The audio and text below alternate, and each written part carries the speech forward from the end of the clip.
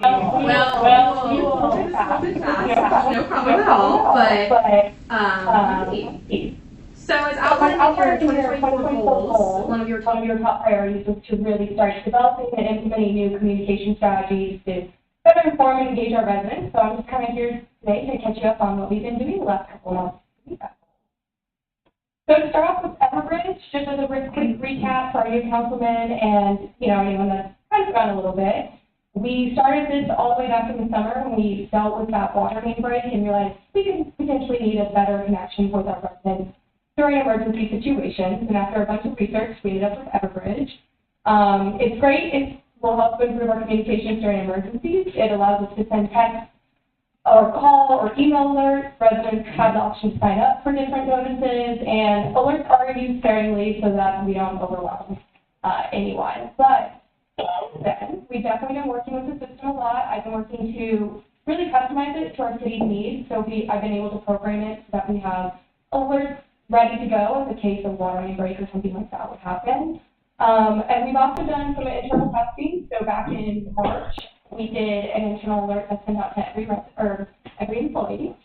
And it went really well. We had no issues. People were able to respond and say, yes, I got the alert, which is exactly what the system's supposed to do. So good practice to know for the future in case something ever does happen. Currently, we're working to finalize the Everbridge webpage. I'm working with the IT team so that residents can have a place to go to sign up for it willingly and then just be more informed about it. And then we're also going to set to launch an informational campaign later this spring just to get more people in the know about what's going on. And that way we don't wait till the last minute when something were to happen. People will now know, hey, this is what's going on. And here's just a little bit of what it will look like. So under the residents drop-down section, there will be an Everbridge button, and then it will take you to a community alerts page. I will just say, hey, this is what Everbridge is. We are working on potentially putting together like an infographic video or something, because a lot of text can be really boring to people. And then they'll be able to sign up or manage their subscription here, so it'll all be like a one-stop shop for the system. Alrighty, and then in January, we did a social media training because when you're managing a lot of social media pages with a lot of different people, it's important that we all got on the same page, and that hadn't been done for a while, and so you could tell between our different pages that it wasn't a very cohesive look. So we had about 13 people in attendance. Again, the purpose was just standardize our practices across all platforms, also brainstorm ways to creatively reach residents. Social media is always a great way to open line of communication. And just set future goals and kind of plans of what we want to do moving forward. Some of what we reviewed is enhancing audience engagement and best legal practices and diversifying content. So we didn't just be, we got in a big habit of just posting like, here's a flyer of an event, we show up. And that's good for a little while, but nothing attracts people more than seeing photos and faces and stuff like that. So we went through a lot of training over that. We did also talk about just standardizing our grammar practices, how to take good photos, just anything and everything you can see in social media to really try to bring more people to the platforms and engage our audience. And then here's just a look at some of our posts the last couple of months. You can find anything and everything on there. We post about what's going on in the city, so the open house. We also have helpful drop-off events and other events that are coming up. We'll always say when city council meetings happening, or just even fun little helpful facts of, hey, it's springtime, just remember you might want to keep your lawn at 7 inches or else, might get community development on you. We've also working on the website, so we're continuously updating it with new and timely information, such as events, virtual changes, city news, all of that. The city community calendar is also being kept up more up to date than when I originally was brought on. We've been making an effort between all the departments and the department admins to try to get as many events as big or as little on there as possibly can. Every once in a while something falls through the cracks, but we really try to keep it as up to date as possible just for the convenience of our residents. The calendar is great for meetings, events, cancellations, holidays, all that jazz. And here's a look at the top stories and events. So it will always have the latest and greatest news of Gladstone. So I always tell people, if you're asking me about events, it's probably on the front page of our website and to go check there first. Same with the community calendar. It's always a great place to check, and you'll always find helpful links and all the updated information you can need. And then just to give you an idea of how we changed the website, so here's what the community calendar looked like in August. It was a bit bare. And here's what it looked like as of April. So again, we've just been trying to put in all the meetings, all the events, anything that our residents would want to know, and it saves them from trying to, muddy up our end of the system and calling us and trying to figure stuff out. Just easier for everyone on the phone.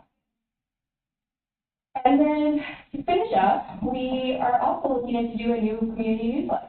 So it'll be similar to the Inside Edition that goes up to the boards and commission members. I actually get a lot of emails from people that get forwarded emails from the boards and commission newsletter, and then they ask how they can sign up on it.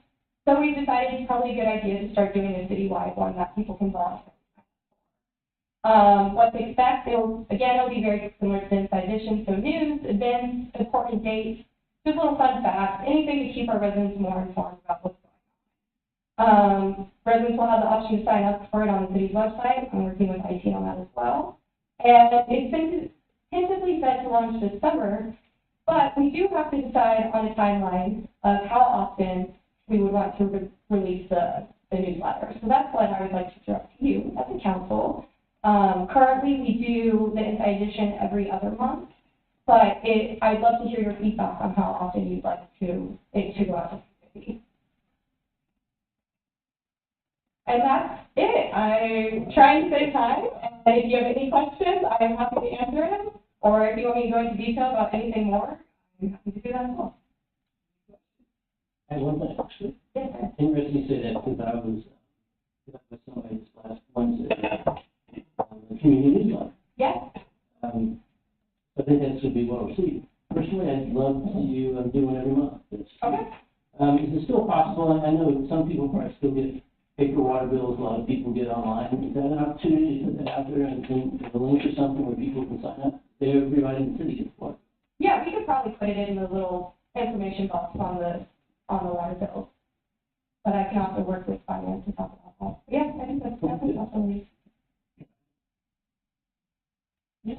I also think monthly would be good, but I'm concerned about why would we then do a boards and commissions one and a community one? Shouldn't they just be rolled up together? They most likely would be, yes.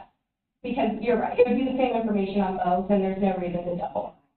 I just think we build on the boards and commissions newsletter, make it monthly, and I agree with Councilman Smith. Any way that we can touch the residents and make it super easy for them to have here's a click, I want to be on the newsletter. I think that's what we have to do. Sure. Okay. Kind of as a side note real quick, I was at an N&I meeting last week, and the question came up from someone in Kansas City about all the events in the Northland. There's a way for all the communities to coordinate some sort of a newsletter or something for events, a calendar of events throughout the year. I think someone's probably going to be contacted if they haven't already. Yeah. Yeah, this by chance? Yeah, Councilman, I've already been approached, and the city managers in the Northland have all on a group email that we've all communicated about figuring out how that's going to go. Area to collect all that data. Mary Rose said that we would all do it, so I was confident. I just wanted to make a couple of comments. Appreciate your social media training. I'm not a social media guy, but all of those things that you're trying to do with the standardization and make sure they're all at a high level if it's representing the city, I've appreciated that.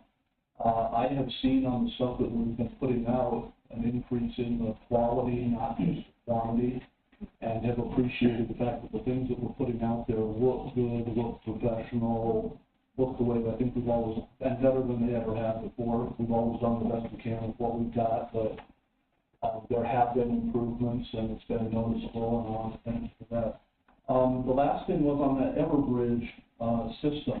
Will that ever get involved with tornado warnings? I know we have a wide variety of alerts, but I was just wondering if that's the type of thing that will ever...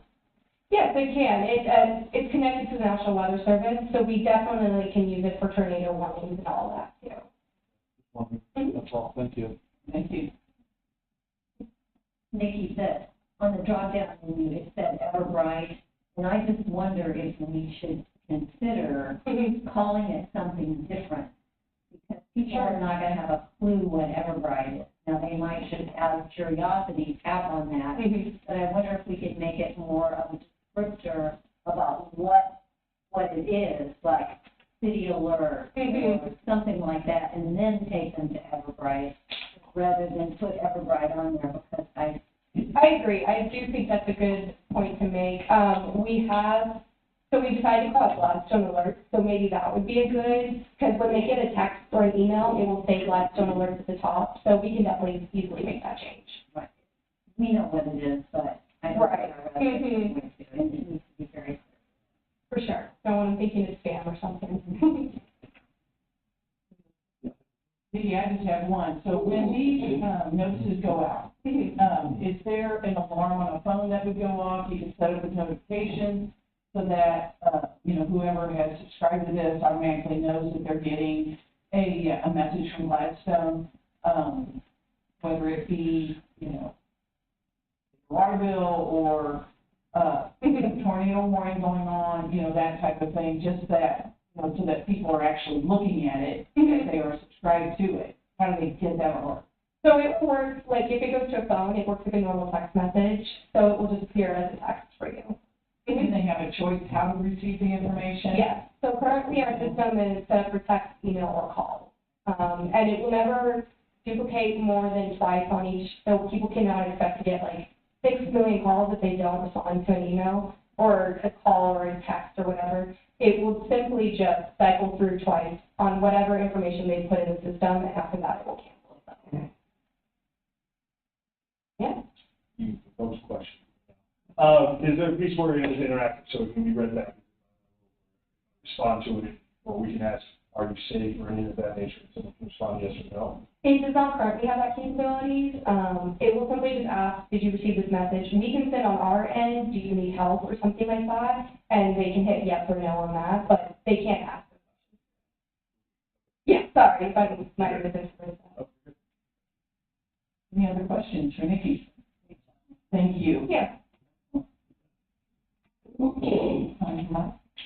Yeah, Mayor, speaking of tornadoes, and we've had a pretty active season so far with some weather alerts, and I know I've been forwarding you a lot of the stuff that Chief Estel sends out as Emergency Management Director. It does pose the question of what's the council's responsibility during an emergency operation if, God forbid, something happens.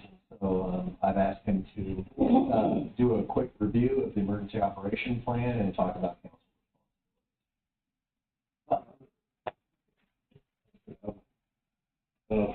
So the emergency operation plan is intimidating when you look at the binder. There's a bunch of pages, a bunch of directions. It makes sense in the fact that it's comprehensive. It's an all-hazard approach. The things that we do and why we use that information falls into a national system. So even if we go out on a medical emergency today or a police emergency, we follow this incident command system. There's a hierarchy. There's things that we do and have to do.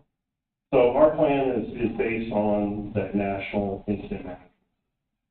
But a couple of key definitions. An emergency refers to a serious, unexpected, often dangerous situation that requires immediate action. It can be a sudden event or circumstances that demand swift attention to prevent harm or mitigate its impact. I'm not going to read all the slides yet, but the information in here for your knowledge. But when we talk, and this is a big problem in public safety, there's different languages. EMS speaks a language, police speak a language, and fire speaks a language. The reason why NIMS is so important is it speaks a common language to everybody. So when we define what is an emergency, this is the textbook definition. We deal with them on a daily basis. Everybody has emergencies. I ran out of milk. I need to go to the grocery store, what have you. But pertaining to us, an emergency isn't so much where we're going to need to activate the emergency operations center, things like that. We deal with them. We have the resources. So a disaster, on the other hand, is an emergency with a wider impact that overwhelms existing emergency plans or personnel, equipment, supplies. So when we're talking about disaster, it goes way beyond the capacity of local resources. And that's what we typically deal with when we're activating the EOC or with the emergency operation. And then catastrophe. So when you think catastrophe, it's pretty simple. You're talking about a volcanic eruption or an earthquake that takes out half of the country. It's a national incident that requires an international response. Very rarely do we have to deal with a catastrophe, but if you think about, like 9/11, it was localized to New York, but it became a national emergency to everybody in the country. So it was considered a catastrophe, right? And again, I just put extra information in there for you guys to look at. So in summary, emergencies are immediate, localized, daily. We deal with it with mutual aid. Maybe we call Kansas City for an ambulance or a pumper or something like that. But it doesn't outstrip all of the local resources. Disasters have a broader impact. They overwhelm local and regional resources. And obviously, catastrophes are much larger events.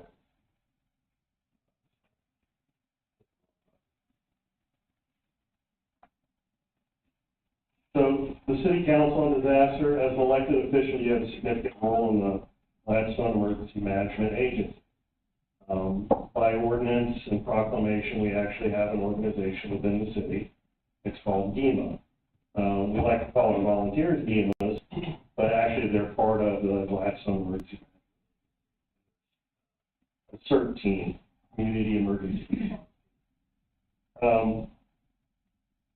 The one thing that does need to happen during a disaster is a formal declaration from the mayor, either emergency situation or disaster declaration. And that's needed to pull down funding and resources from county, state, and federal. So there are a lot of things that happen, but you are a pivotal part of that emergency management agency. You're the ones that make the decisions, the direction, and ultimately have liaison with federal and state and county officials.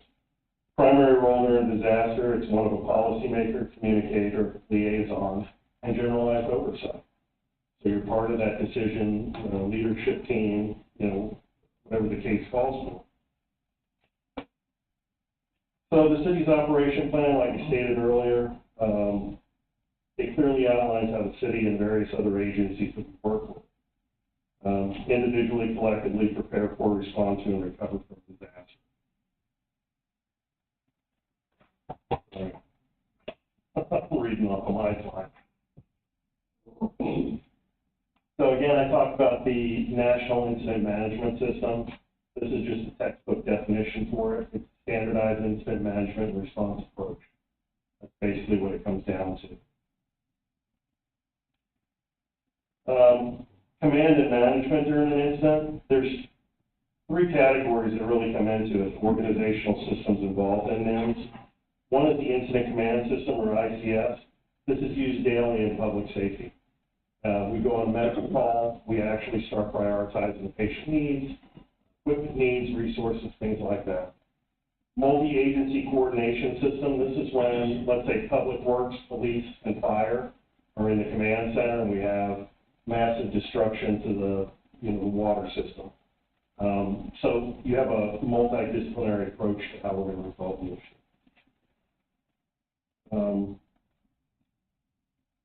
Phases of emergency management. So the phases of emergency management is mitigation, prevention, preparedness, response, and recovery. These are standardized. They take many forms during a disaster. Mitigation and prevention refers to any sustained action taken to reduce or eliminate long-term risk to life and property. Mitigation is also known as prevention. So those preventative measures, classes, community education, things of that nature. Preparedness involves activities that are done before a disaster, such as training, planning, community ed. The four-letter word most people don't like to speak of is prepping, being prepared. I used to think my parents were crazy when I was a kid. My mom would make us have a pair of shoes and a pair of pants by the basement door downstairs, and my dad had like jugs of water down in the storeroom. I was like, we're the only people that do this. So then I go on to study studied emergency management, and I figured out how brilliant my father was. Responding to tornadoes as fire EMS, I've seen numerous kids out in the middle of the night walking around on broken glass, stepping on nails, no clothes, they don't have their pants on, they're in their underwear, things of that nature. So being prepared is not a four-letter word. We used to do it. We used to be prepared for things. There were supplies in the cupboard. So don't let it be a four-letter word to you. It's actually a good thing. FEMA, all of the Homeland Security, everybody recommends it. So, as a civic leader, you should encourage others to have plans and emergency supplies for both their home and their workplace. How many times have you been here and it's been a tornado warning or a thunderstorm or things like that? Having supplies in your car is a good thing as well.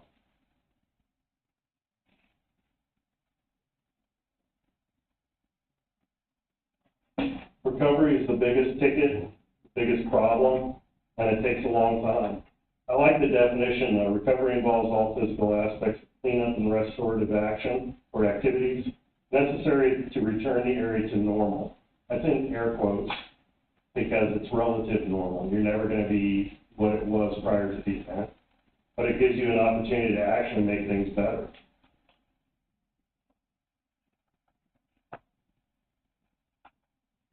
And the recommended training. This is the big question every time we talk about the EOP.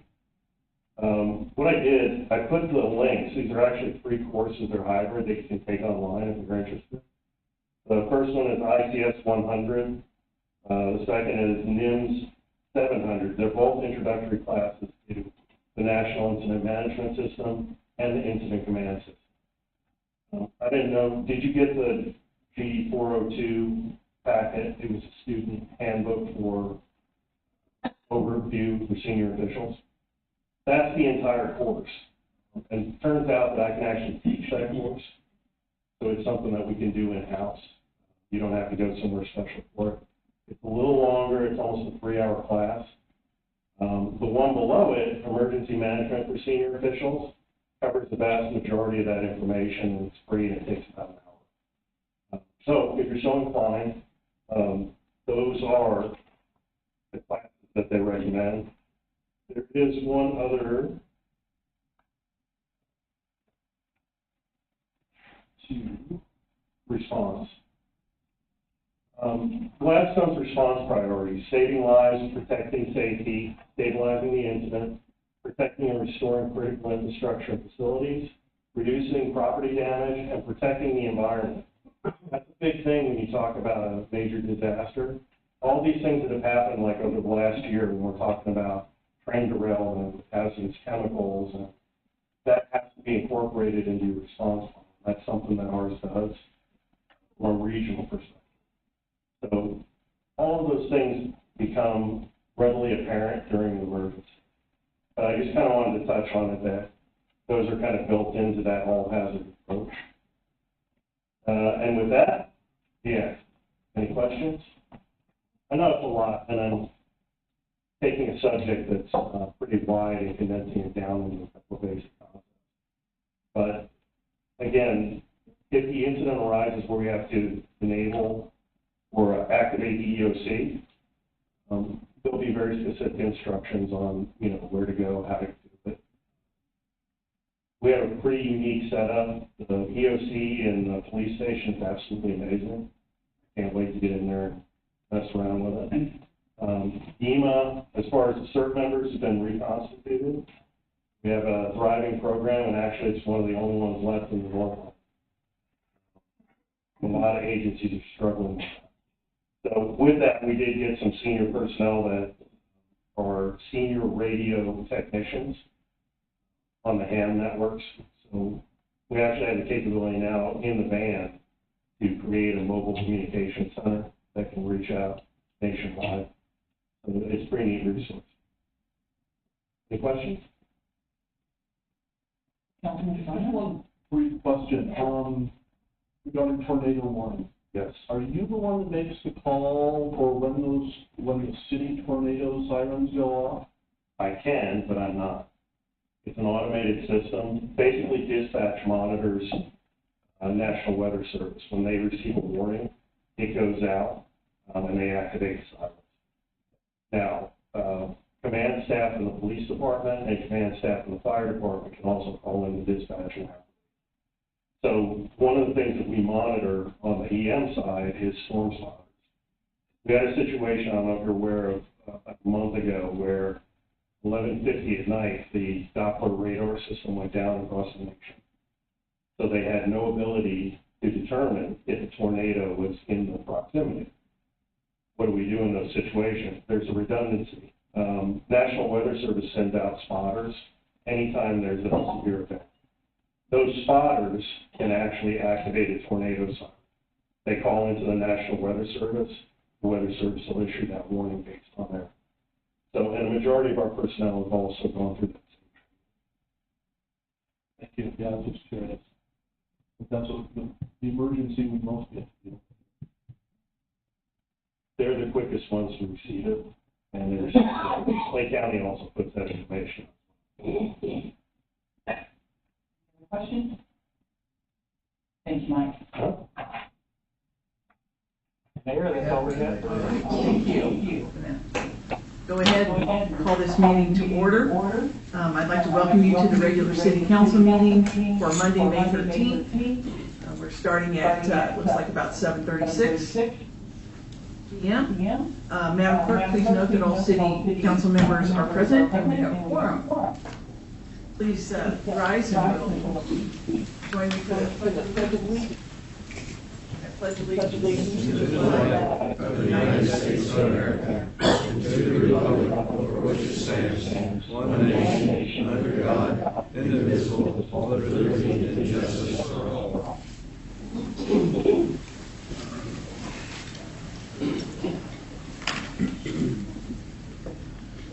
Item number 4 is the approval of the agenda. If there are no objections or changes to the agenda, it will stand as presented. Are there any? Thank you. It will stand as presented. Item number 5, approval of the April 22nd, 2024 closed city council meeting minutes. There's follow. Councilmember Moore. I move for the approval of the April 22nd closed city council meetings. Second? Yep, a motion and a second. All in favor, say aye. Aye. Any opposed? Minutes stand approved. And item number 6, approval of the April 22nd, 2024 regular city council meeting minutes. There's follow. Councilmember Moore. I move to approve the minutes of the April 22, 2024 regular city council meeting. Second. Thank you.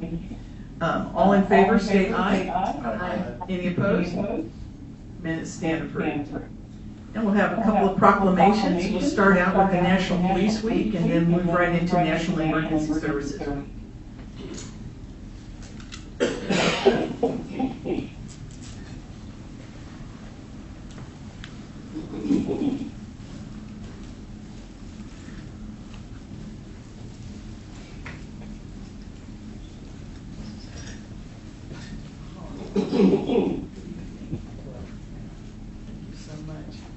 All right, so we have this wonderful proclamation that I'd like to read. Whereas there are more than 800,000 law enforcement officers serving in communities across the United States, including the dedicated members of the Gladstone Police Department. And whereas since the first recorded death in 1786, there are currently 24,067 law enforcement officers in the United States who have made the ultimate sacrifice and been killed in the line of duty. And whereas the names of these dedicated public servants are engraved on the walls of the National Law Enforcement Officers Memorial in Washington, D.C. And whereas 282 new names of fallen heroes are being added to the National Law Enforcement Officers Memorial this spring, including 118 officers killed in 2023 and 164 officers killed in previous years. And whereas the service and sacrifice of all officers killed in the line of duty will be honored during the National Law Enforcement Officers Memorial Fund's 36th Candlelight Vigil on the evening of May 13, 2024. And whereas the candlelight vigil is part of National Peace Week, which will be observed this year, May 10th through the 16th. And whereas May 15th is designated as Police Officers Memorial Day in honor of all fallen officers and their families, and U.S. flags should be flown at half-staff.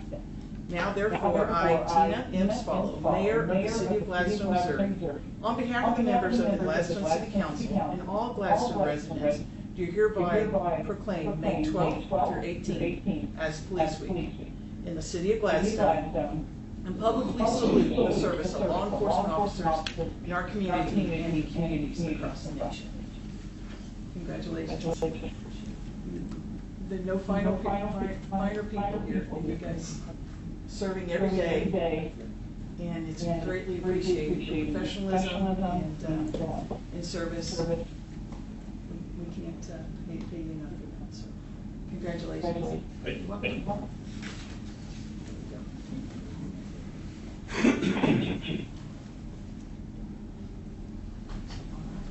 You're welcome. Okay. Emergency medical services, come on up.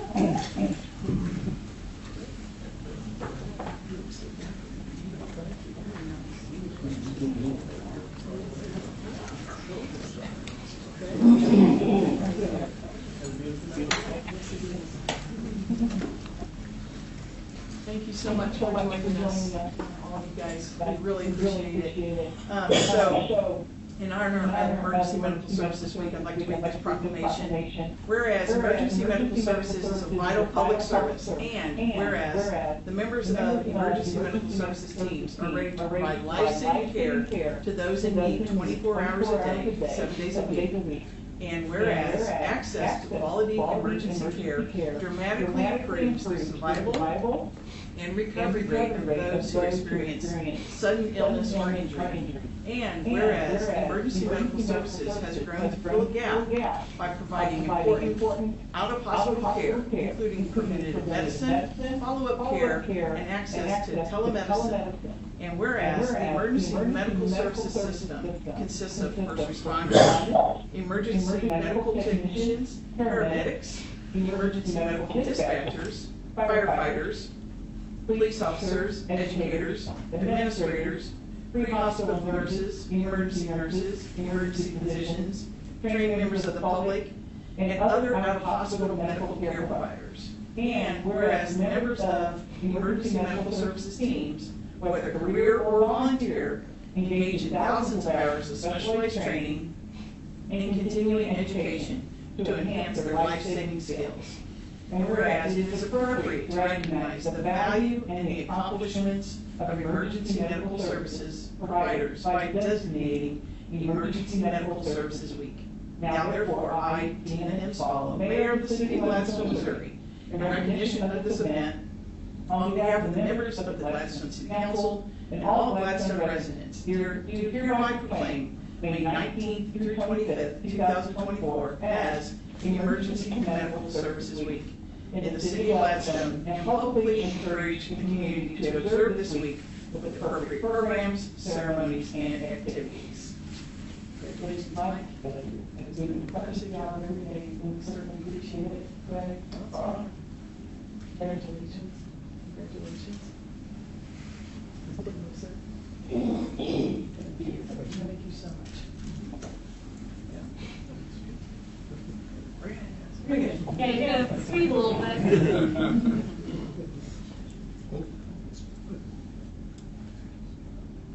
Awesome. Thank you.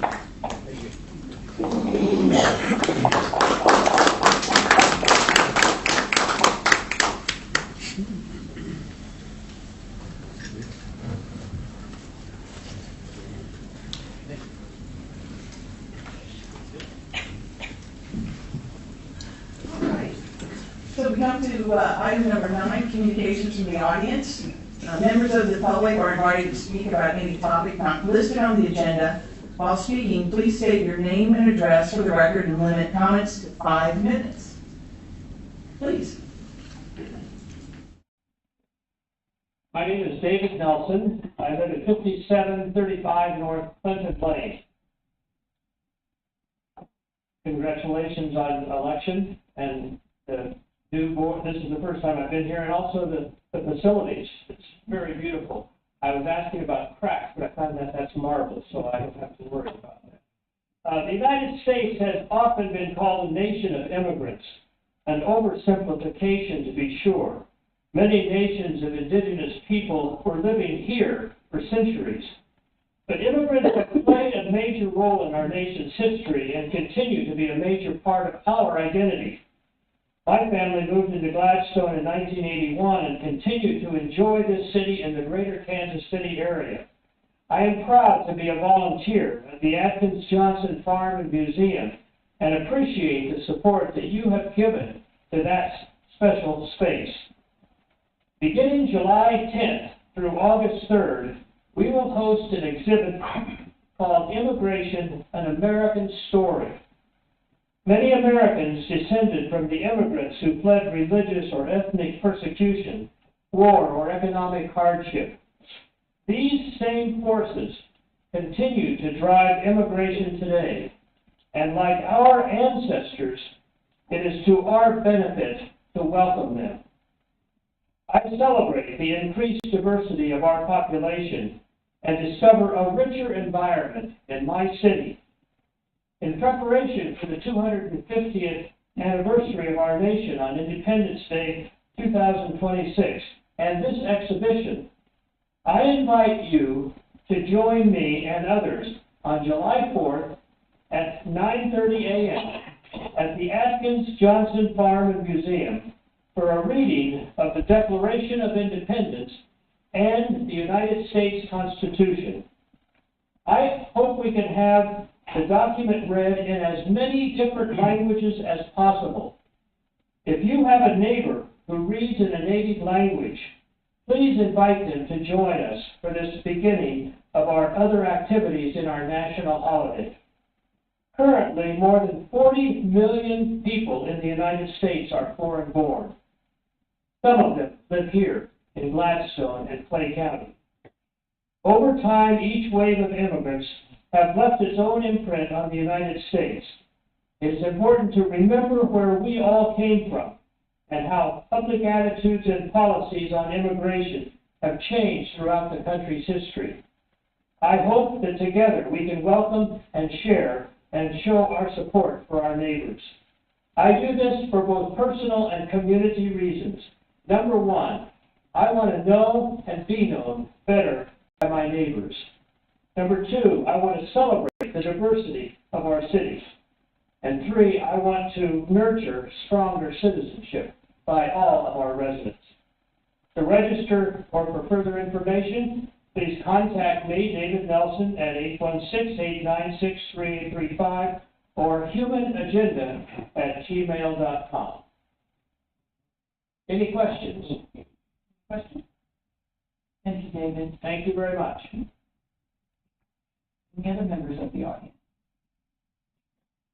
Seeing none, we'll move on in our agenda for communications from City Council. Councilman Davis? Nothing tonight, Mayor. Thank you. Councilman Garnos? Nothing, Mayor, thank you. Thank you. Councilmember Moore?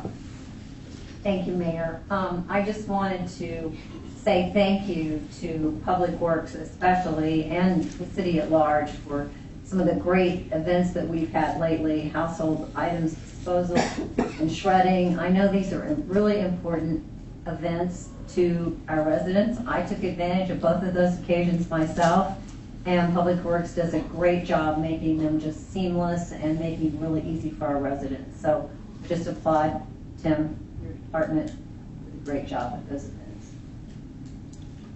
Thank you, Mayor. Mayor Pro Tem Smith? Mayor, as follows. Excuse me, just very quickly, stood in for the mayor last week at a neighborhoods N&I meeting, Northland Neighborhoods. Very, very exciting, dynamic event, I might add, by the way, sarcastically.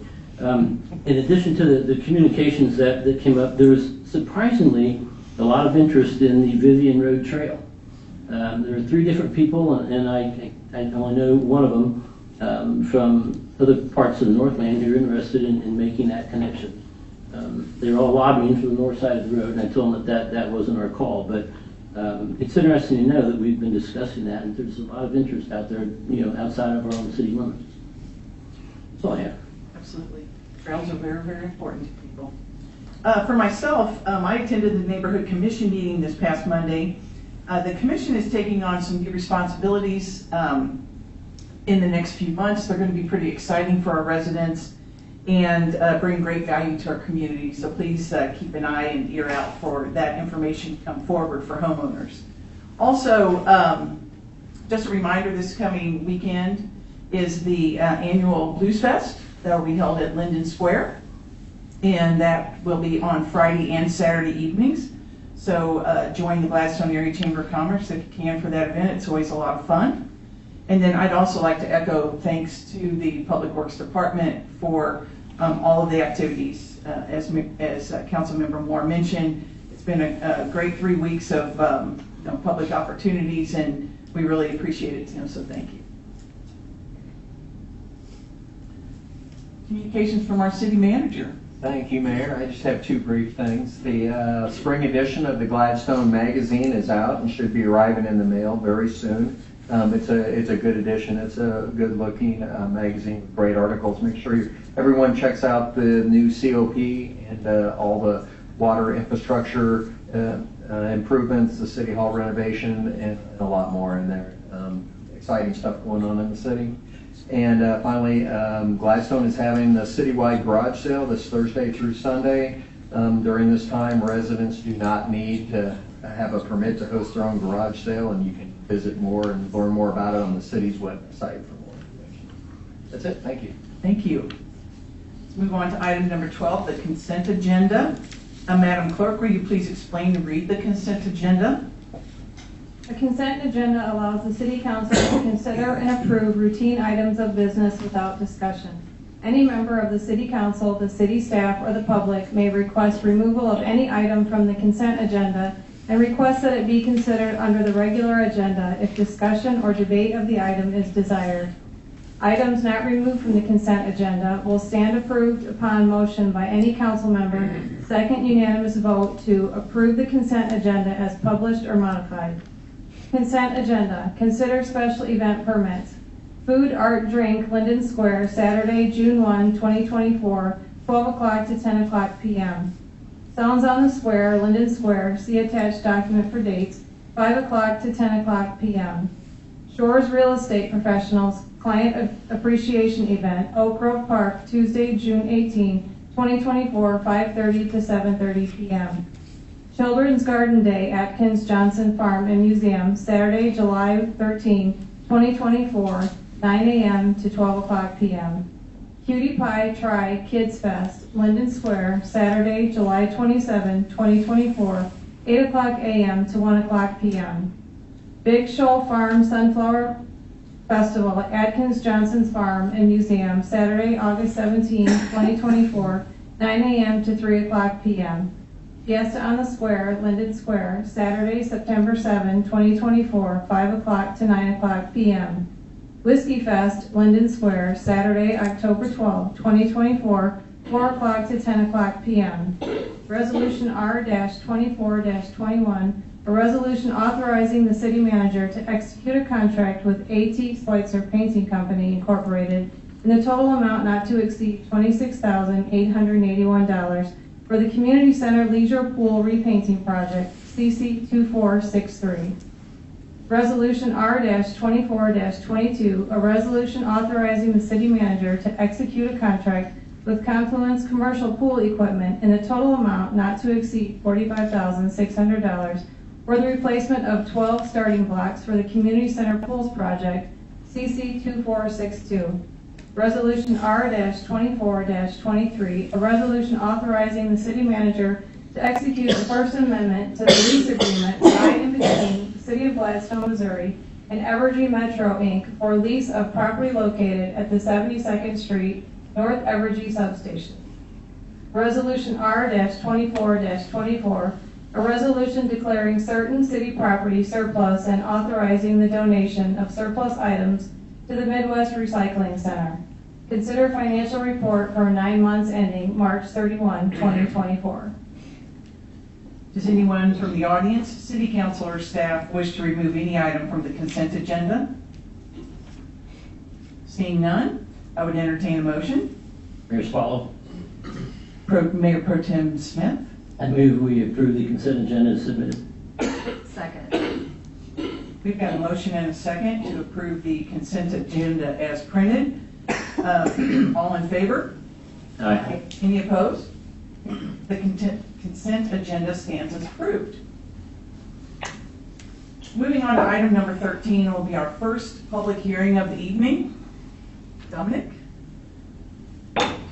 During the public hearing, we will hear first from staff, and since we don't have an applicant, It's all staff this evening, we'll hear just from staff, followed by those in favor of the application, and then by those opposed to the application. I will open the public meeting. Good evening, Mayor and City Council. So I'm going to try and do great tonight. I'm going to try to run my while I do the presentation in my laptop. So we're going to discuss the 2025 presented budget. This is the same items. We did not make any changes from the study session a couple of weeks ago. We have taken several things out, so it'll be a lot shorter than what. So we are going to discuss the budgeted funds. I did not put the parks playground fund in here. We do not have any expenditures budgeted. Outside of that, we are going to discuss the general fund, community center and parks fund, public safety sales tax fund, capital improvement sales tax, capital improvement program, which is capital improvement sales tax fund and transportation sales tax fund, capital equipment replacement fund, combined waterworks and sewage fund, and any questions you may have at that. So start with the general fund. This pie graph just shows breakdown of the revenue sources. A long time ago, this used to be about 30%, or about 25% sales tax, property tax, and gross receipts tax. That's migrated as we've gone to the additional half sales tax for the general fund. We have 36% sales tax, 18% property tax, 14% gross receipts tax, followed by the rest of the revenues for the general fund. This is just a bar graph of showing all operating revenue for the general fund. This kind of shows 2022 actual, 2023 actual, kind of conservative projections for fiscal year 24, which will be finished up with hopefully in a month. And then what we're proposing for fiscal year 25. So you do see steady growth in those bar graphs. Revenues for the general fund, we have estimated $4,181,000, an increase of $100,000. Sales tax, $8,520,000, one increase of $475,000. Gross receipts tax, $3,250,000, an increase of $207,000. License and permits, $672,030, or a decrease of $11,500. Intergovernmental, $1,765,000, or an increase of $115,000. Charges for services, $3,464,915. Fines and forfeitures, $470,000, and miscellaneous revenue, $1,203,000, or decrease of $40,400. Total operating revenues for the general fund, $23,525,945. There are no debt proceeds this fiscal year, just budgeted for the general fund. Transfers of $175,000, and no equity transfer is projected at this time. Total non-operating revenues, $175,000, gives us total revenue for the general fund, $23,700,945. Moving on to expenditures for the general fund, the largest part, as always, the largest part of our budgeted expenditures are for personnel, 68%. Followed by services 18%, supplies 5%, transfers 5%. This chart just shows a graph of by department, so police, fire, EMS, parks and recreation, public works, and so on. Expenditures for the general fund, $1,322,584 for general administration. Finance, $1,889,586. Police, $6,642,519, or an increase of $112,035.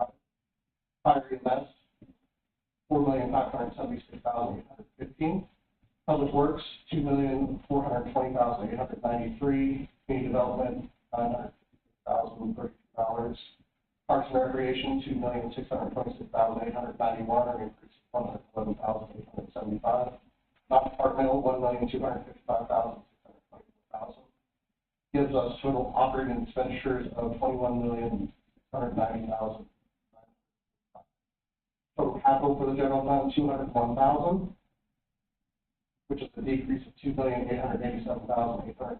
If you remember, in 2024, we had the lease purchase with fire trucks along with the 2004 participation that was issued during the year. Debt requirements stay about the same, $709,000. Sales tax transfer of $1 million of 2019 portion of the 2019 sales tax.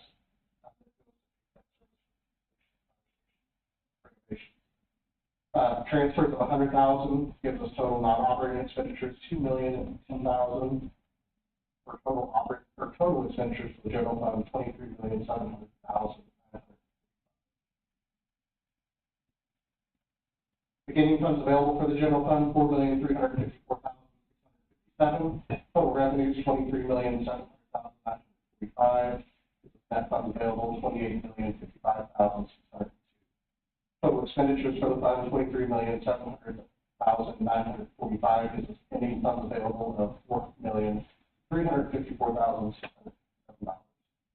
Our 20% fund balance requirement, that's basically 20% of all of operating expenditures for the general fund, $4,338,189. It's over by $16,468. Total revenue over expense. Capital and supplemental recommendations for fiscal year 25 for general administration, $19,500 for a survey. Finance, $13,000 for MDT replacements. For police, this will give us 3 to 4 new MDTs every year. This will continue throughout time to make sure the equipment is working well. Police department, a TLO subscription and 2 police vehicles with equipment for $112,000.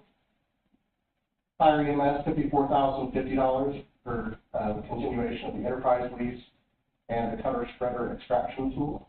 Public Works, $9,500 again for the enterprise lease. Community development, again, continuation of the enterprise lease, $38,000. Parks and recreation, $96,874. Additional enterprise lease. Increased base budget for their mowing. Increased paid parks janitorial budget.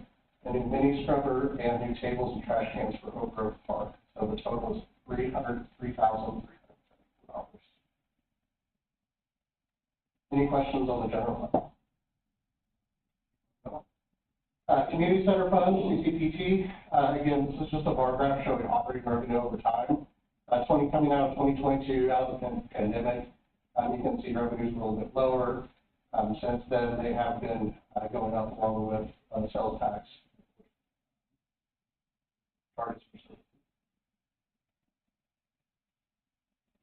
Revenues for the community center is mainly funded by the quarter sales tax, $1,100,000, or an increase of $50,000.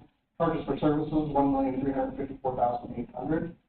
Facility rental, $216,000, and intergovernmental revenue, $200,000 for total revenue for the community center and auditorium, $2,870,800. For the outdoor pool, charges for services, $313,000. Facility rental, $80,000 for total outdoor pool revenue, $393,000. Total operating revenue for the fund, $3,263,000. Intergovernmental revenue, $525,000. This will be the first year we will not have any OTA revenue for the fund. Miscellaneous revenue, $39,750. Again, no debt proceeds budgeted for this fiscal year. Transfers in, $785,550. And we do have an equity transfer of $181,790. Non-operating revenue for the fund, $1,532,090. The total revenue, $4,790,890. Expenditures for the fund, community center, $1,069,840. Auditorium, $1,031,040. Outdoor pool, $1,198,958. Non-departmental departmental, $185,789. Capital requests for the fund, $30,263, and debt requirements, $2,280,000. Total operating expenditures, $2,310,263. Total expenditures for the fund, $4,795,000. Beginning funds available for the fund, $1,599,653. Total revenues, $4,795,890. Equity transfer, $181,790. Gives us net funds available, $6,213,700. Expenditures for the fund, $4,795,090. Beginning funds available, $1,417,000. Can you remind me what the equity transfer is for? Sure. An equity transfer is just it's a use of equity, for lack of a better word, use of fund balance. So it's revenue that was earned in previous years that's being drawn upon in current years to provide capital.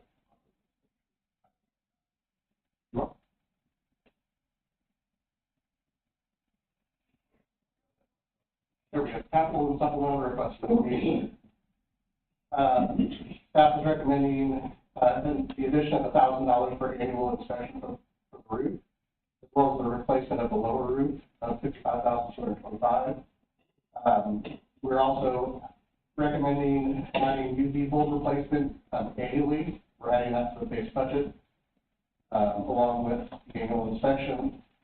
Painting and prepping the leisure pool, $20,272, and replacing the portable that's supposed to be lit. Sorry about that. We're not replacing any lights. Total capital and supplemental for the natatorium and community center, $95,000.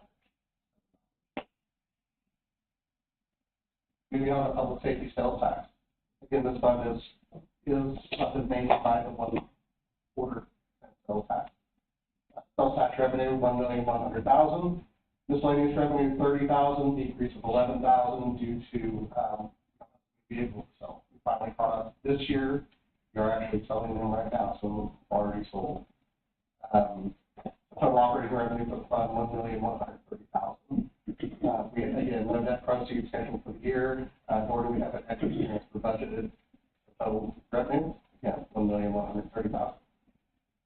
For the law division, $775,373. Total non-departmental expenditures, $46,627. Total capital, $110,000, and total debt requirement, $198,000. Total expenditures for the fund, $1,103,000. Beginning funds available, $472,134. Total revenues, $1,130,000. Equity adjustment, 0. Give us net funds available, $1,602,134. Expenditures, $1,130,000. Gives us funds available, $402,134. Capital recommendations for the PSST fund are $110,000 for 2 additional police vehicles. Moving on to the capital improvement program. This is funded heavily by the 0.5% sales tax that we have. Sales tax revenue, $2,180,000. Also, the sales tax transferred from the general fund, $1 million. Interest for the fund is projected to be $50,000. We secured a grant from Brad and KC for the Florida Park, $250,000. And we also have a fund donation for the dog park of $150,000. Gives us total revenue, $3,630,000. Total expenditures for the fund, CISC fund, we've capitalized by using debt to finance large projects. The transfers and debt payments are a large part of the fund, $2,529,800. Stormwater projects include 68th Street, 76th Terrace, 6,900 Wyandotte, and miscellaneous stormwater projects, $1,175,000. Park projects include transitioning the northeast 72nd tennis ball courts into pickleball courts, the Florida Park, Parks Trail sidewalk replacement programs, Meadowbrook Park baseball court overlay, and Gladstone HMO Joint Dog Park, and AJ Farm improvements for $2,665,000. Beginning funds for the beginning estimated funds available for the fund, $3,360,673. Total budgeted revenues, $3,630,000. Total expenditures, $6,369,800, gives us any available $626,000.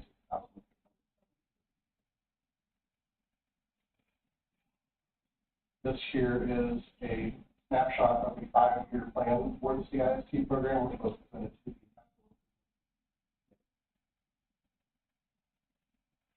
Moving on to the transportation sales tax fund. Again, half the sales tax, $2,180,000, interest estimated $60,000.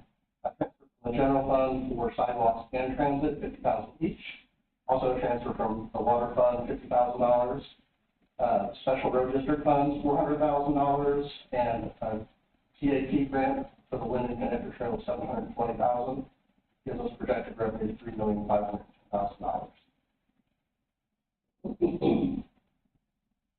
Budget expenditures for the fund, we have $993,000 budgeted for transfers and debt.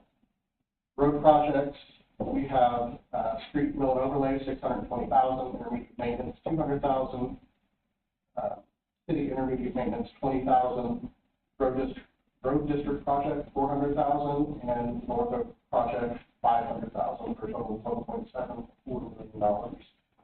Sidewalk projects are total $1,200,000 for total expenditures $3,933,000.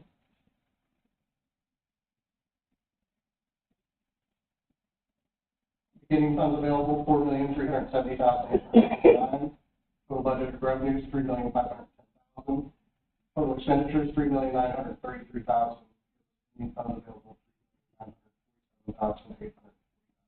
So the reason for the high fund balance at the end of the year, at the end of this fiscal year 25, is due to issuing the debt and continuing work on the work project. That number will be drawn down transferred the following years. And again, here's a snapshot of the 5-year capital plan for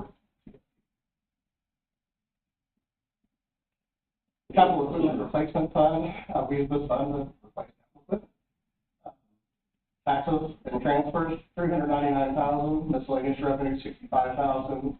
No equity transfer is budgeted for this fund at this time, so total revenues, $464,000. Total expenditures for capital, $225,000. Debt requirement, $64,000, and transfers of $175,000. Total expenditures, $464,000. Beginning funds available for the fund, $188,764. Total revenues, $464,000. Total expenditures, $464,000, gives us ending funds available $188,700. And the water fund. Water revenue is increasing $29,000. We will discuss that. $4,545,677. Sanitation, $8,501,500. Yes, we basically take the rates we receive from Kansas City, translate those into gallons per 1,000 gallons, as opposed to easy calculation, not really, but we do that, and that's basically for the sanitation charges come. Intergovernmental revenue was $0. The $275 from last year was the completion of the RPA projects we had. Anyway, I could throw my head. So intergovernmental revenue, $0. Miscellaneous revenue, $166,833. Total operating revenue for the fund, $13,214,010. Again, no debt proceeds budgeted this year. We will be drawing down the 2024 COP this year. We will present that amount probably. So, not exactly sure what we will be spending throughout the year, but that will be drawn down. Total revenue for the fund, $13,214,010. Expenditures for the fund, water production, $1,522,692. Water operations and maintenance, $1,269,482. Sewer collection, $446,615. Non-departmental, $8,137,412. That's an increase of $238,692. Again, this number is where we have our sewer gives us total operating expenditures $11,376,211. Capital and supplemental for the fund $486,799. Debt requirements did increase $503,000 to $1,001,000. When we compare it to fiscal year 23, it is actually a decrease of $50,000. Transfers for the fund $50,000 gives us total non-operating expenditure $1,837,799.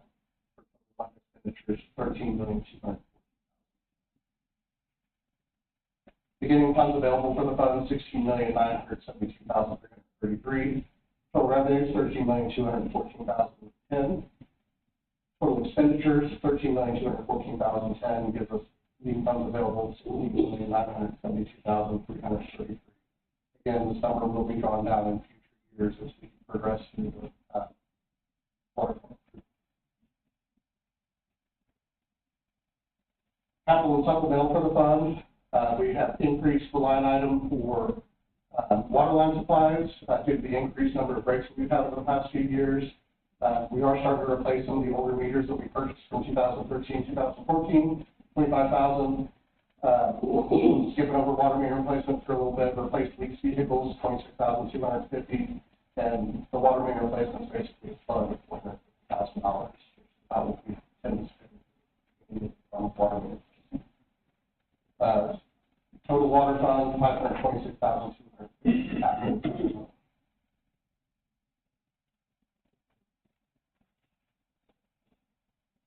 So if the budget approves of everything, we will have the resolution on the agenda for June 10th. And if you have any questions, make any changes or do anything you like. Any questions you may have? We will move on. Are there any audience members in favor of the proposed budget? Seeing none, are there any audience members opposed to the proposed budget? Seeing none, I will close this hearing. We'll move on to number 14. Get a drink of water there, Dominic. The public hearing amending section 6.110.570, levying sewer service charges and commodity rate charges in the city. Just a reminder, during the public hearing, we will hear first from staff.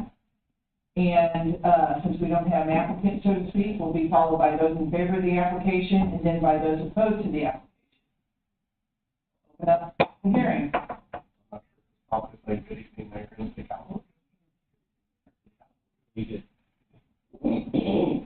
So, again, kind of as I discussed in the previous public hearing, with the sewer charges, we get those directly from Kansas City. We translate that into the fee that we would charge.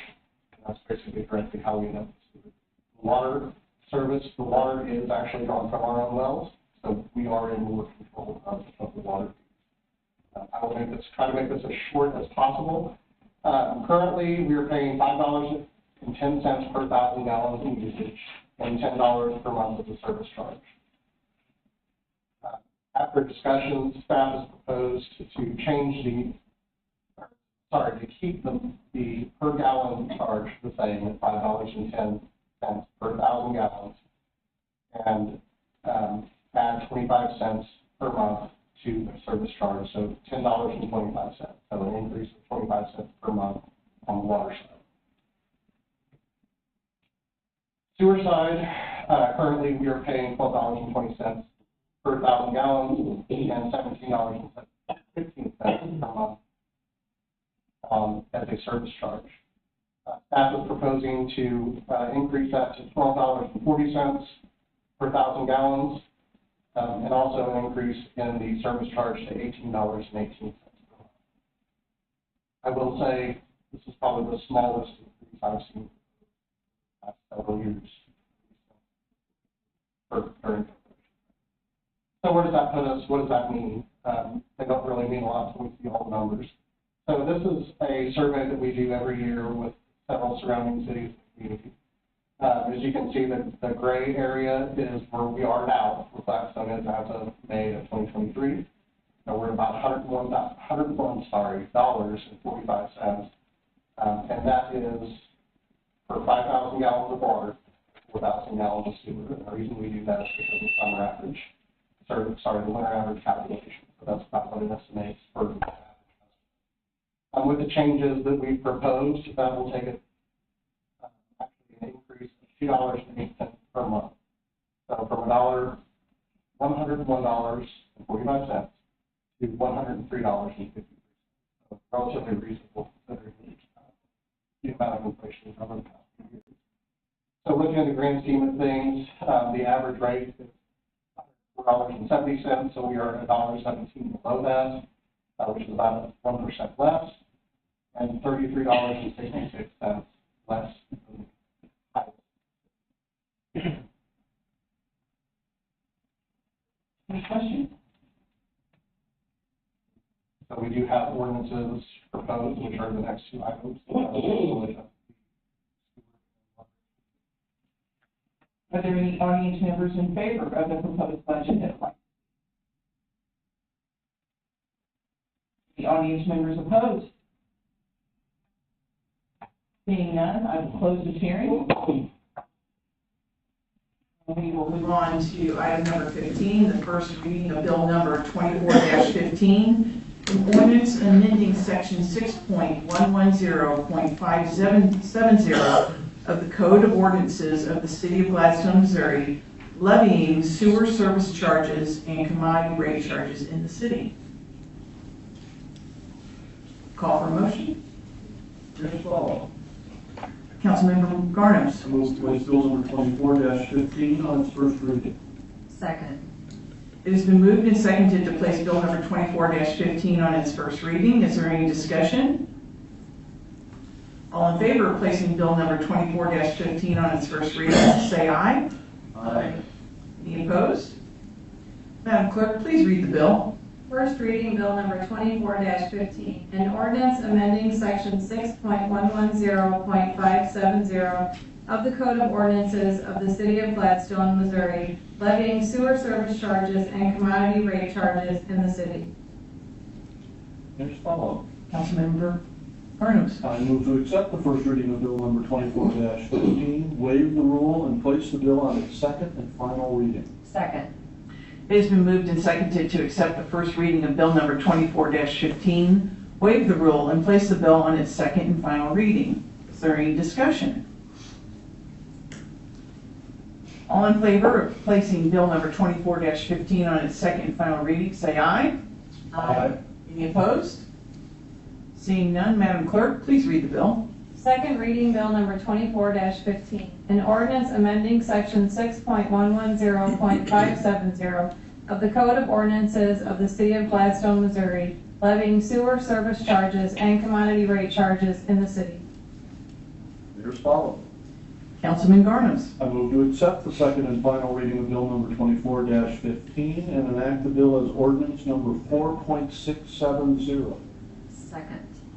It has been moved and seconded to accept the second and final reading of bill number 24-15 and enact the bill as ordinance 4.670. Is there any discussion? Seeing none, Madam Clerk, please call the roll. Councilman Davis? Aye. Councilman Garnos? Aye. Councilmember Moore? Aye. Mayor Pro Tem Smith? Aye. Mayor Swallow? Aye. Bill number 24-15 stands enacted as ordinance number 4.670.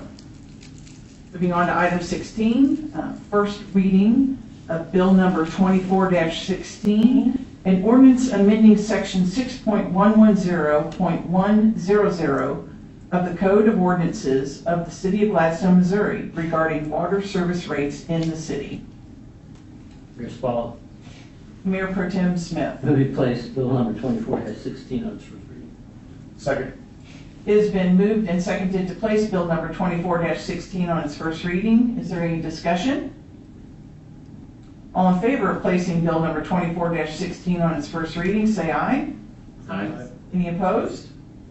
Seeing none, Madam Clerk, please read the bill. First reading bill number 24-16, an ordinance amending section 6.110.100 of the Code of Ordinances of the City of Gladstone, Missouri regarding water service rates in the city. Here's follow. Mayor Pro Tem Smith. Move to accept the first reading bill number 24-16, waive the rule and place the bill on second and final reading. Second. It has been moved and seconded to accept the first reading of Bill number 24-16, waive the rule, and place the bill on its second and final reading. Is there any discussion? Seeing none, all in favor of placing Bill number 24-16 on its second and final reading, say aye. Aye. Any opposed? Seeing none, Madam Clerk, please read the bill. Second reading, bill number 24-16, an ordinance amending section 6.110.100 of the Code of Ordinances of the City of Gladstone, Missouri regarding water service rates in the city. Mayor Spallon. Mayor Pro Tem Move to Smith. accept the second and final reading bill 24-16 and enact this ordinance number 4.671. Second. It's been moved and seconded to accept the second and final reading of Bill number 24-16 and enact the bill as ordinance 4.671. Is there any discussion? Madam Clerk, please call the roll. Councilman Davis? Aye. Councilman Garno? Aye. Councilmember Moore? Aye. Mayor Pro Tem Smith? Aye. Mayor Spallon? Aye. Bill number 24-16 stands enacted as ordinance number 4.671. Item number 17, first reading of Bill number 24-17. An ordinance of the City of Gladstone, Missouri to establish a procedure to disclose potential conflicts of interest and substantial interest for certain municipal officials pursuant to the State of Missouri ethics law. Mayor Spallon. Councilmember Moore. I move to place bill number 24-17 on its first reading. Second. It's been moved and seconded to place bill number 24-17 on its first reading. Is there any discussion? All in favor of placing bill number 24-17 on its first reading, say aye. Aye. Any opposed? Madam Clerk, please read the bill. First reading, bill number 24-17, an ordinance of the City of Gladstone, Missouri to establish a procedure to disclose potential conflicts of interest and substantial interests for certain municipal officials pursuant to the State of Missouri ethics law. Mayor Spallon. Councilmember Moore. I move to accept the first reading of bill number 24-17, waive the rule, and place the bill on its second and final reading. Second. It's been moved and seconded to accept the first reading of bill number 24-17, waive the rule, and place the bill on its second and final reading. Is there any discussion? All in favor of placing bill number 24-17 on its second and final reading, say aye. Aye. Any opposed? Madam Clerk, please read the bill. Second reading, bill number 24-17, an ordinance of the City of Gladstone, Missouri to establish a procedure to disclose potential conflicts of interest and substantial interests for the certain municipal officials pursuant to the State of Missouri ethics law. Mayor Spallon. Councilmember Moore. I move to accept the second and final reading of bill number 24-17 and enact the bill as ordinance 4.672. Second. It has been moved and seconded to accept the second and final reading of bill number 24-17 and enact the bill as ordinance 4.672. Is there any discussion?